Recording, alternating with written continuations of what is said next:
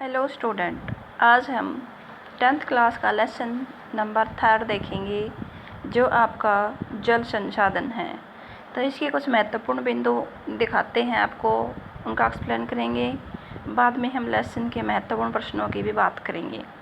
तो विश्व का 96% भाग महासागरों में है पानी का, यानी कि जो टोटल की अगर हम बात करें तो 96% पानी जो है वो तो आपका महासागरों में ही है। बाकी जो रह गया वो आपका नदियों में, सरिताओं में, तालाबों में, वर्षा वगैरह से प्राप्त होता है। केवल 2.5% भाग अलवणीय है। अलवणीय का मतलब होता है सिर्फ यही जल मीठा है, बाकी सारा जल खारा होता है। भारत में अधिकतर नदियाँ, विशेषकर सरिताएं, प्रदूषण के कारण जहरीली धाराओं में परिवर्तित हो चुकी हैं, यानी कि लगभग सारी की सारी नदियाँ ही प्रदूषित हो चुकी हैं। उसके बाद आता है नदी बेसिन। मुख्य नदी और उसकी सहायक नदियों के द्वारा कुल सिंचित क्षेत्र का वर्णन होता है। नर्मदा बचाओ आंदोलन नर्मदा नदी पर सरदार सरोवर बांध बनाने के विरोध में चलाया गया आंदोलन था। ये आंदोलन आपके गुजरात और मध्य प्रदेश के बीच में हुआ था, क्योंकि सरदार सरोवर बांध जो है वो गुजरात में बनाया गया है, लेकिन उस बांध के आगे का क्षेत्र जो है वहाँ से पानी बहुत कम आगे बढ़ पाता है। उसके बाद आता है पालर पानी। पालर पानी का मतलब होता है मीठा पानी। राजस्थान के कुछ भागों में वर्षा जल का सबसे शुद्ध रूप जो है वो पालर पानी होता है या मीठा पानी होता है। भूमिगत जल मृदा के नीचे बिछे हुए शैल, आस्तरण छिद्रों व परतों में एकत्रित होने वाला जल होता है, यानी कि जब भूमि के नीचे जल जो है वो इकट्ठा होना शुरू हो जाता है तो उस जल को भूमिगत जल कहा जाता है। वर्षा जल संग्रहण। वर्षा जल को गड्ढों में एकत्रित करना वर्षा जल संग्रहण होता है। जल विद्युत।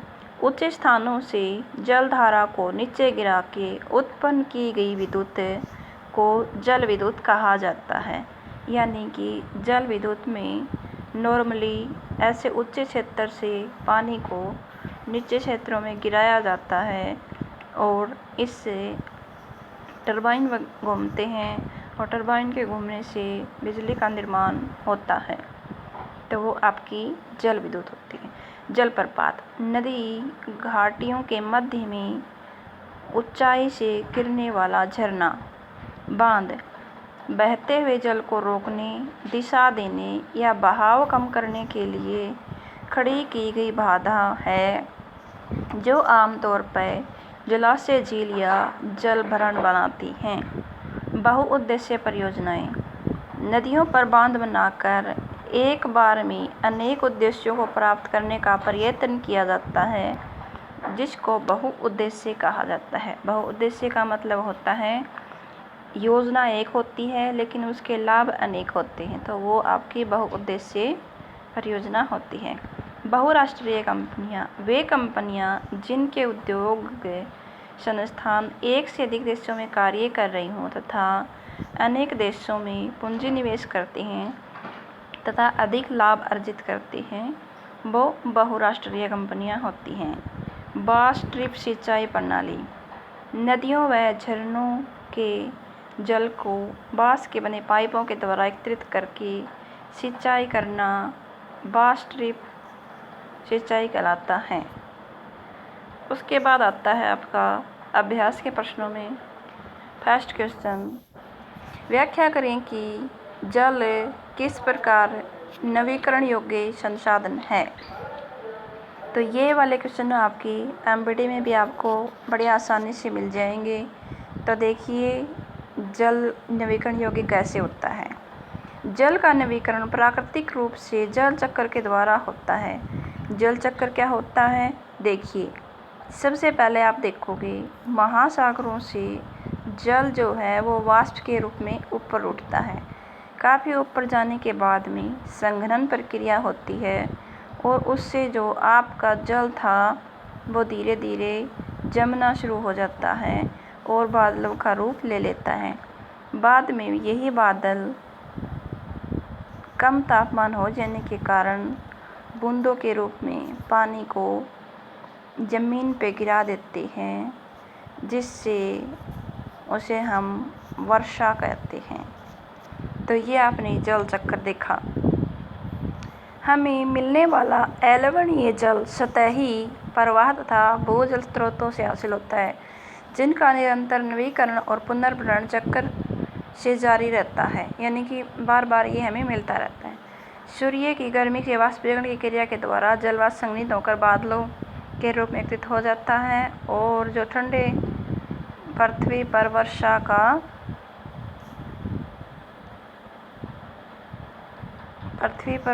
का जब ये दोबारा नदी में से होते हुए सागरों में पहुंचते हैं तो दोबारा जलवाष्प के रूप में संघनित हो जाते हैं और इस तरह जल चक्र लगातार गतिशील रहता है। जल दुर्लभता क्या होती है, इसके कारण बताइए। दुर्लभता का मतलब होता है जल की कमी हो जाना। तो मूलभूत आवश्यकताओं की पूर्ति के लिए जल की कमी जल दुर्लभता कहलाती है। इसके प्रमुख कारण हो सकते हैं। सबसे पहला है समाज में असमान वितरण जल का, यानी कि जल का वितरण एक जैसा नहीं है। कहीं पे जल काफ़ी अधिक मात्रा में वितरित है, कहीं पे बहुत कम है। अत्यधिक और निरंतर बढ़ती हुई जनसंख्या ज़्यादा होने के कारण भी जल की धीरे धीरे कमी होने लगी है। उपलब्ध जल का अति उपयोग, और जहाँ पर भी जल उपलब्ध होता है वहाँ पर इसका अति उपयोग किया जाता है, जिस कारण से धीरे धीरे जल में कमी आने लगती है तथा जल प्रदूषण भी इसका एक मुख्य कारण होता है। तो इतने हेडिंग आपने देख लिए। आज हमने 2 क्वेश्चन भी किए, बाकी का कार्य आपको कल करवाएंगे। इनको आप ढंग से रिवाइज करना, बाकी कल करें।